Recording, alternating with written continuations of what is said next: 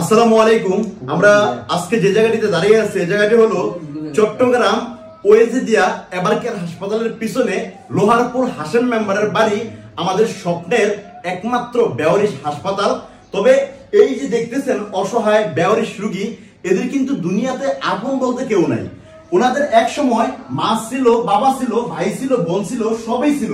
But এখন বর্তমানে আমরা যারা ভলেন্টিয়ার কিংবা মানবিক পুলিশ শওকত ভাই, এই ওনারা ছাড়া আর বর্তমানে কেউ নাই। তবে ওই ওনাদের কিন্তু কুড়িয়ে আমরা পাইছি, ওনাদেরকে কারোর পাইছি নাগবিন থেকে, কারোর পাইছি রাস্তার পাশ থেকে। হ্যাঁ, এক একজন এক এক জায়গা থেকে এসেছে। কেউ আছে চট্টগ্রামের, আবার কেউ আছে চট্টগ্রামের বাইরে, কুমিল্লা, ঢাকা, রংপুর, বিভিন্ন জেলা থেকে। এই সমস্ত বেওয়ারিশ রোগীগুলা আমাদের এই বেওয়ারিশ হাসপাতালে বর্তমানে আছে, ফ্রিতে ট্রিটমেন্ট নিতেছে। ওদেরকে আমরা কিভাবে পাইছি?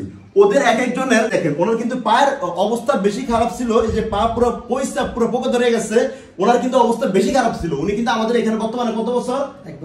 এক বছর মেবি। তো এখানে অনেক রোগী আছে 1 বছর 5 মাস, তবে 2 বছরও কিন্তু 2 বছর রোগী আছে বর্তমানে।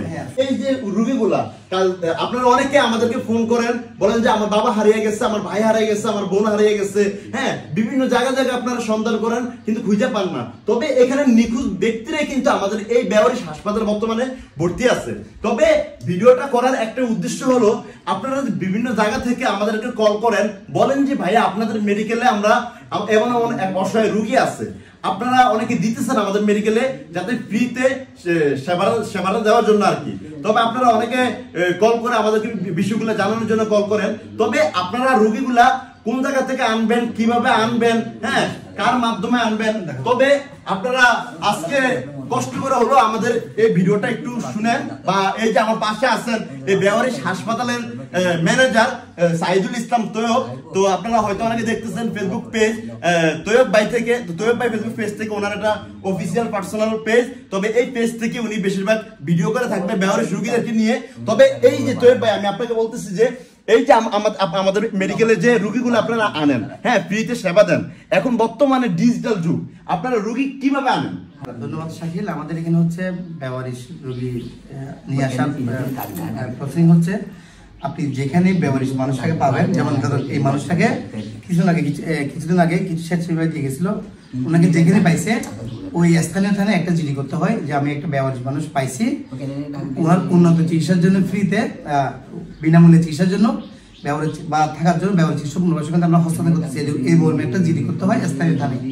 ওই জিডি কপি নিয়ে আমাদের এখানে আসতে হবে। আসলে আমাদের একটু আইনানুগ, যেটা আমাদের হাসপাতাল রুলস মেনটেন করে আমরা ওনাকে ভর্তি নিব চিকিৎসার জন্য, ঠিক আছে?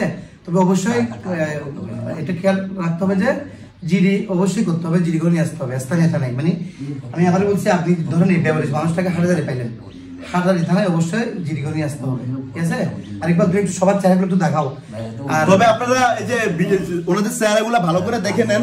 যদি আপনাদের কোনো আত্মীয় স্বজন হয়েও থাকে অবশ্যই আমাদের সাথে যোগাযোগ করবেন। তবে আমাদের এই বেওয়ারিশ হাসপাতালের ব্যক্তিগত একটা মাত্র হোয়াটসঅ্যাপ নাম্বার, অফিসিয়াল নাম্বার, যেটাতে কল দিলে এই বেওয়ারিশ হাসপাতালের ম্যানেজার সাইদুল ইসলাম তৈয়ব ভাই রিসিভ করবে। তো তৈয়ব ভাই, আপনার অফিসিয়াল হোয়াটসঅ্যাপ নাম্বার যদি একটু বলতেন, একবার মুখে বলতেন। আচ্ছা, আমাদের বেওয়ারিশ চিকিৎসা পুনর্বাসন কেন্দ্রের অফিসিয়াল নাম্বার হচ্ছে 01819832832। আমি আবারও বলছি, এটা হচ্ছে আমাদের বেওয়ারিশ হাসপাতাল একমাত্র নাম্বার। আপনারা যোগাযোগ করতে পারেন, এই নাম্বারে যোগাযোগ করে আপনাদের বুদ্ধি পরামর্শ বা সহায়তা যেটাই বলে আপনারা করতে পারেন।